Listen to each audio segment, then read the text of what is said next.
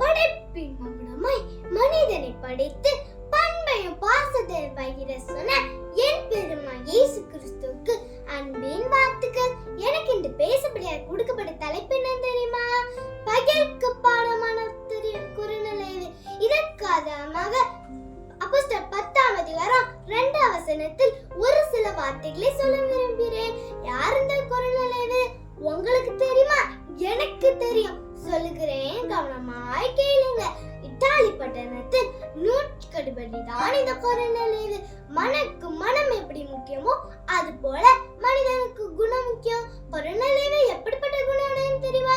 தேவ பக்தி உள்ளவர், ஜனங்களுக்கு தான தர்மம் செய்து எப்பொழுதும் ஆண்டவரை நோக்கி ஜெபம் செய்திருப்பார். இதனால்தான் அவர் செய்த தர்மம் ஆண்டவரை எட்டி என்று அப்போஸ்தலர் 10:4 காண்கிறோம். கிறிஸ்துவுக்கு அருமையானவர்களே, இன்னைக்கு நாம் எப்படி காணப்படுகிறோம்?